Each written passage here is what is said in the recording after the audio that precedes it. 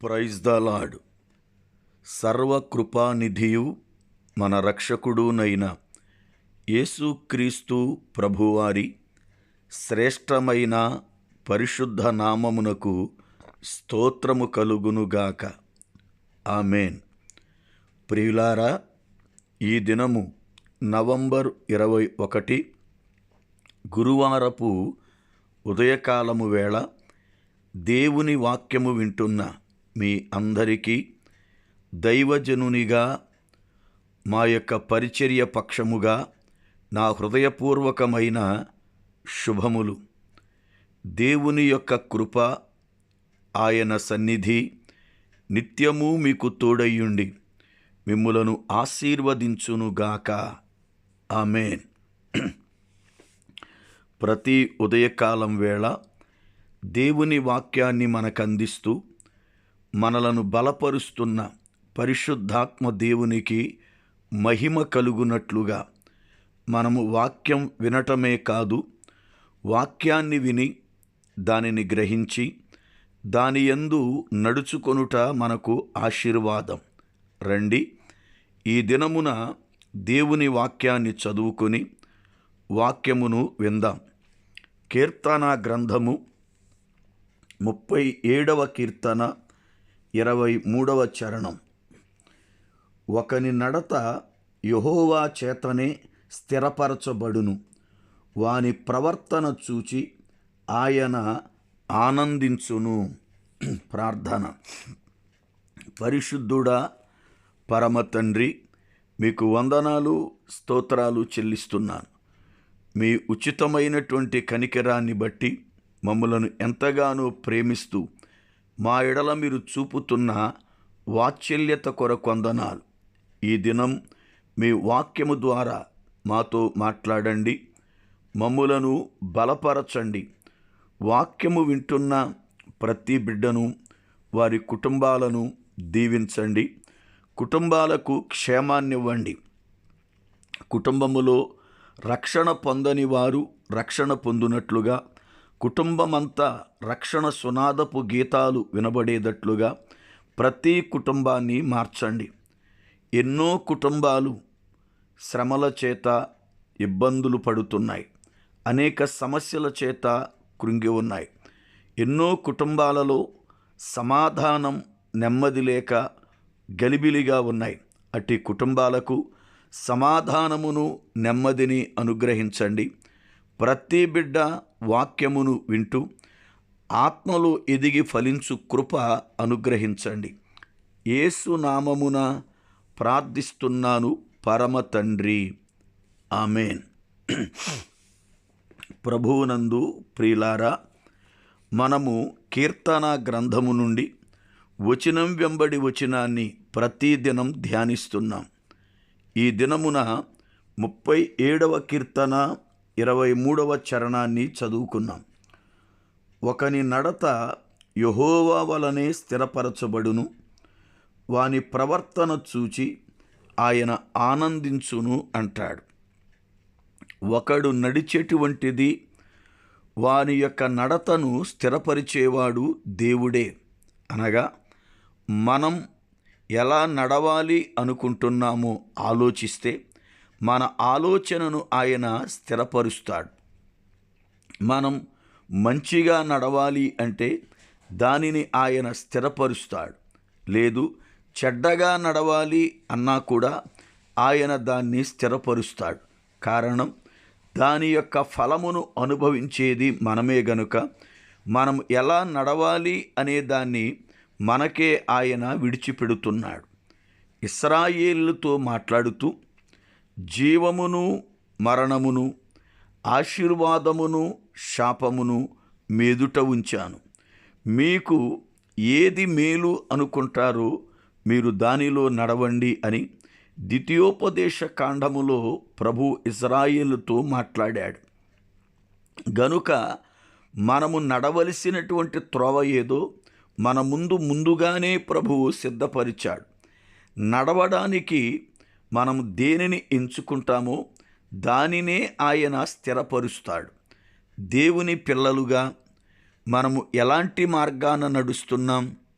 దేవుని వాక్యాన్ని వింటూ మనం లోకులందరూ నడిచే మార్గాన్ని నడుస్తున్నామా, లేక దేవుని పిల్లలుగా మన ముందు నడిచినటువంటి భక్తుల మార్గాన్ని నడుస్తున్నామా ఆలోచించాలి. పరిశుద్ధ గ్రంథమునందు ఇర్మియా గ్రంథం 6వ అధ్యాయము 16వ వచనములో మీకు మేలు కలుగు మార్గమేది అని అందులో విచారణ చేసి మీరు నడుచుకొనండి అంటాడు. మనం యోచించి ఏ మార్గములో నడిస్తే అది మనకు ఆశీర్వాదమో, ఏ మార్గములో వెళ్ళుట వల్ల మన జీవితాలు దీవెనకరముగుంటాయో అది ప్రభువు మనకే విడిచిపెట్టాడు. అయితే ఒకని ప్రవర్తన చూచి ఆయన ఆనందించును అంటాడు. మన ప్రవర్తన ఎలాగుందో ఆయన చూస్తున్నాడు అనేది మనకు అర్థమవుతుంది. మన ప్రవర్తన ఆయనను ఆనందింపచేసేదై ఉండాలి.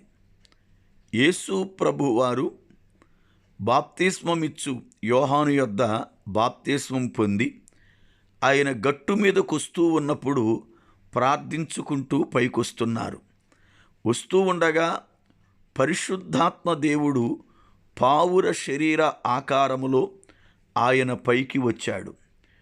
ఆకాశము తెరవబడింది. తండ్రి స్వరము మాట్లాడడం ప్రారంభమైంది. ఈయన నా ప్రియకుమారుడు, ఈయన యందు నేను ఆనందించుచున్నాను అని ఆ స్వరం మాట్లాడింది. అనగా ప్రభు యొక్క ప్రవర్తన తండ్రికి ఎంతో ఇష్టముగా ఉంది. ఆయన బాప్తిస్మం పొందడం తండ్రికి బహు ఆనందాన్ని కలిగించింది. ఈ రోజున మనల్ని బట్టి ప్రభు సంతోషించాలి అంటే ఆయన కోరుకున్నదేమిటి? మనమందరము కూడా రక్షణ పొందాలి. మనమందరము కూడా నశించిపోకుండా పాప క్షమాపణ నిమిత్తము బాప్తిస్మం పొందాలి. మనమందరము కూడా ఆయన బిడ్డలుగా బ్రతకాలి అని ఆయన యొక్క ఆశ. ఎప్పుడైతే మనం పాపాన్ని ఒప్పుకొని విడిచిపెట్టి ఆ పాపము నుండి మనము క్షమించబడిన వారమై బాప్తిస్మం పొందుతామో అప్పుడు మన ప్రవర్తన చూసి ఆయన బహు సంతోషిస్తాడు. ఈ రోజున బిడ్డలు రక్షింపబడాలి అని తల్లిదండ్రులు వారికి చక్కనటువంటి వాక్యాన్ని తెలియపరుస్తూ వారిని భక్తి మార్గములో నడిపించి వారు బాప్తిస్మం పొందేటట్లుగా సిద్ధపరచాలి. కానీ చాలామంది తల్లిదండ్రులు వారికి భౌతికముగా అన్నీ ఇస్తున్నారు, కానీ వారు నిత్య రాజ్యానికి వెళ్ళేటట్లుగా వారిని సిద్ధపరచట్లేదు. సోదరుడా, సోదరి, నీ బిడ్డలకు ఎంతో విలువైనవి భూమి మీద నీ తాహతును బట్టి నువ్వు ఇవ్వవచ్చు, మంచిదే. కానీ ఒక రోజున ఈ లోకములో ఉన్నవి అన్నీ విడిచిపెట్టి మనము వెళ్ళిపోవాలి. వెళ్ళినప్పుడు నీ బిడ్డల నిత్యత్వం ఎక్కడా? పరలోకమా, నరకమా? మన బిడ్డల బాప్తిస్మం కొరకు మనం ఏం చేస్తున్నాం? ఇంకా కాలయాపన చేస్తూ ఇప్పుడు కాదు అంటూ వాయిదాలేస్తూ ఉంటే మన బిడ్డలు బాప్తిస్మం పొందకుండానే ఒకవేళ చనిపోతే వారి పరిస్థితి ఏమిటి? వారి ఆత్మ నిత్య నరకానికి వెళ్ళటమేగా. దానికి కారణం మనమేగా. గనుక మన పిల్లలు బాప్తిస్మం పొందేటట్లుగా వారిని ఆత్మీయముగా సిద్ధపరచాలి. చాలామంది తల్లిదండ్రులు ఇప్పుడే వాళ్ళకి ఇంకా బాప్తిస్మం ఏమిటండి, వయసేమి రాలేదు కదా అంటారు. అయితే దేవుని వాక్యం ప్రకారం బాల్య దినములయందే నీ సృష్టికర్తను స్మరణకు తెచ్చుకొనుము అన్న మాటను మనం విడిచిపెడుతున్నాం. మరణానికి వయసు లేదుగా. మనం బాప్తీసాలకి వయసు చెప్పుకుంటున్నాం, రక్షణకు వయసు చెప్పుకుంటున్నాం, కానీ బాప్తీసములకు మరణము లేదు అంటే దాని యొక్క విధానం ఏమిటి?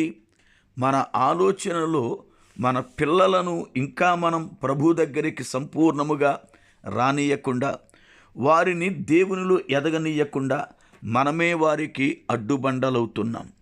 దేవుని పిల్లలుగా కుటుంబములో ఉన్న ప్రతి బిడ్డ రక్షణ పొంది ప్రభువు రాకడకు సిద్ధపడేటట్లుగా ఉంటే మన ప్రవర్తన అంతటిని చూచి ప్రభు ఎంతగానో సంతోషిస్తాడు. సోదరుడా, సోదరి, మన ఆత్మీయ జీవితములో వాక్యమును వింటున్నాం. ఇవి కడవరి దినములు, ప్రభువు రాకడ వచ్చే దినములు. లేఖనములు నెరవేర్చబడుతూ ఉన్నాయి. రేపు ఏమి సంభవిస్తుందో మనకు తెలియదు. ఈరోజు ఉదయం చూసిన వారు మధ్యాహ్నానికి కనబడటలేదు. అలాంటి భయంకరమైన దుర్దినాల్లో మనం ఉన్నాం. అలాంటప్పుడు ఈ దినాలలో ఎంత మెళుకువగలిగి, ఎంత సిద్ధపాటు కలిగి దేవుని పిల్లలుగా మనం ఉండాలి. మన పిల్లలు అది చదువుతున్నారు, ఇది చదువుతున్నారు, అక్కడ ఉద్యోగాల్లో ఉన్నారు, ఇక్కడ ఉద్యోగాల్లో ఉన్నారు అని సంతోషిస్తున్నాం. మంచిదే. కానీ నీ బిడ్డలు రక్షణ పొందలేదు అన్న వేదన, రక్షణ పొందకపోతే ఏం జరుగుద్దు అన్నటువంటి బాధ మన హృదయాలలో ఉందా? దేవుని యొక్క సన్నిధిలో ఎదుగుతున్న మనం మన పిల్లల విషయమై అంగలారుస్తున్నామా? మన పిల్లల విషయమై దేవుని దగ్గర గోజాడుతున్నామా? దేవుని యొక్క పిల్లలుగా మనం ఎదుగుతున్నామా? ఆలోచించండి. ఒకని ప్రవర్తనను ఆయన చూచి ఆనందించువాడై ఉన్నాడు అంటే మన ప్రవర్తన ఎప్పుడు ఆయనకి ఆనందం కలిగిస్తుంది? ఆయన చిత్తమును మనం నెరవేర్చినప్పుడే కదా. ఆయనకు ఉద్దేశాలను మనం ఎప్పుడైతే సఫలం చేస్తామో మనలను బట్టి ఆయన ఎంతగానో ఆనందిస్తాడు. ఆయనను సంతోషపెట్టు వారముగా ఉండడానికై మనము సిద్ధపడదాం. అట్టి కృప ప్రభువు మనకు అనుగ్రహించునుగాక.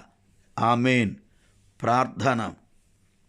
పరిశుద్ధుడా, పరమ తండ్రి, మీకు వందనాలు, స్తోత్రాలు చెల్లిస్తున్నాను.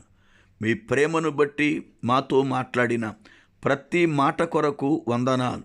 విన్న వాక్యము మా హృదయములు ఫలింపు దయచేయండి. ప్రతి కుటుంబం రక్షింపబడి మీలో సంతోషించే గొప్ప భాగ్యము దయచేయండి. యేసు నామమున ప్రార్థిస్తున్నాను పరమ తండ్రి.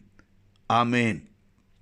మన పరమ తండ్రి అయిన దేవుని యొక్క ప్రేమ, ఆయన కుమారుడును మన రక్షకుడునైన ప్రభువారి శ్రేష్టమైన కృప, పరిశుద్ధాత్మ దేవుని యొక్క అన్యోన్యమైన సహవాసము, ఆయన సన్నిధి మనకు సదా తోడయ్యుండి నడిపించునుగాక. ఆమేన్.